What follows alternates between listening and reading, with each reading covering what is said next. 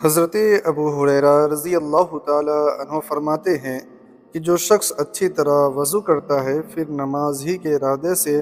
مسجد کی طرف جاتا ہے تو جب تک وہ اس ارادے پر قائم رہتا ہے اسے نماز کا ثواب ملتا رہتا ہے۔ اس کے ایک قدم پر ایک نیکی لکھی جاتی ہے اور دوسرے قدم پر اس کی ایک برائی مٹا دی جاتی ہے۔ جب تم میں سے کوئی اقامت سنے تو دوڑ کر نہ چلے، اور تم میں سے جس کا گھر مسجد سے جتنا زیادہ دور رہے گا اتنا ہی اس کا ثواب زیادہ ہوگا۔ حضرت ابو ہریرہ رضی اللہ تعالیٰ عنہ کے شاگردوں نے یہ سن کر پوچھا کہ ابو ہریرہ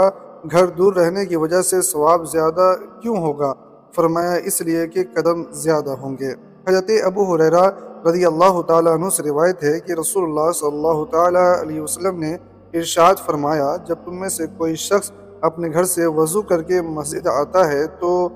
واپس آنے تک اسے نماز کا ثواب ملتا رہتا ہے۔ اس کے بعد رسول اللہ صلی اللہ تعالیٰ علیہ وسلم نے اپنے ہاتھوں کی انگلیاں ایک دوسرے میں داخل کی اور ارشاد فرمایا اسے ایسا نہیں کرنا چاہیے۔ مطلب یہ ہے کہ جیسے نماز کی حالت میں دونوں ہاتھوں کی انگلیاں ایک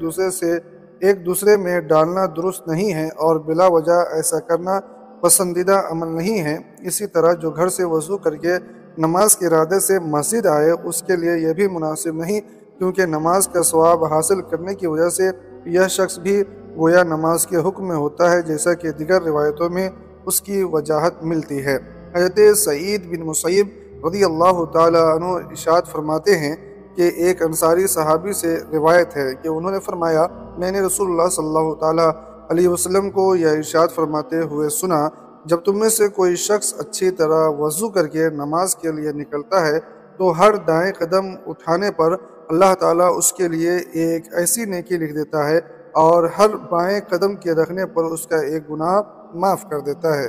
اب اسے اختیار ہے کہ چھوٹے چھوٹے قدم رکھے یا لمبے لمبے قدم رکھے۔ اگر یہ شخص مسجد آ کر جماعت کے ساتھ نماز پڑھ لیتا ہے تو اس کی مغفرت کر دی جاتی ہے۔ اگر مسجد آ کر دیکھتا ہے کہ جماعت ہو رہی ہے اور لوگ نماز کا کچھ حصہ پڑھ چکے ہیں اور کچھ باقی ہے تو اسے جتنی نماز مل جاتی ہے اسے جماعت کے ساتھ پڑھ لیتا ہے اور باقی نماز خود مکمل کر لیتا ہے تو اس پر بھی مغفرت کر دی جاتی ہے۔ اور اگر یہ شخص مسجد آ کر دیکھتا ہے کہ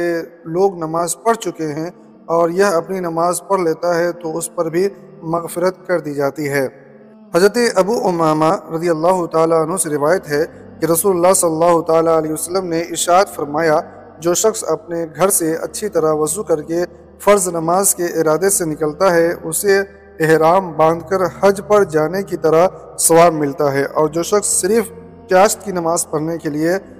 مشقت اٹھاتا ہے اور مشقت اٹھا کر اپنی جگہ سے نکلتا ہے اسے عمرہ کرنے والے کی طرح ثواب ملتا ہے۔ ایک نماز کے بعد دوسری نماز اس طرح پڑھنا کہ درمیان میں کوئی فضول کام اور بے فائدہ بات نہ ہو، یہ عمل اونچے درجے میں لکھا جاتا ہے۔ حضرت ابو ہریرہ رضی اللہ تعالیٰ عنہ سے روایت ہے کہ رسول اللہ صلی اللہ تعالیٰ علیہ وسلم نے ارشاد فرمایا، تم میں سے جو شخص اچھی طرح وضو کرتا ہے اور وضو کو کمال درجے تک پہنچا دیتا ہے پھر صرف نماز ہی کے ارادے سے مسجد میں آتا ہے تو اللہ تعالیٰ اس بندے سے ایسے خوش ہوتا ہے جیسے کسی دور گئے رشتہ دار کے اچانک آنے سے اس کے گھر والے خوش ہوتے ہیں۔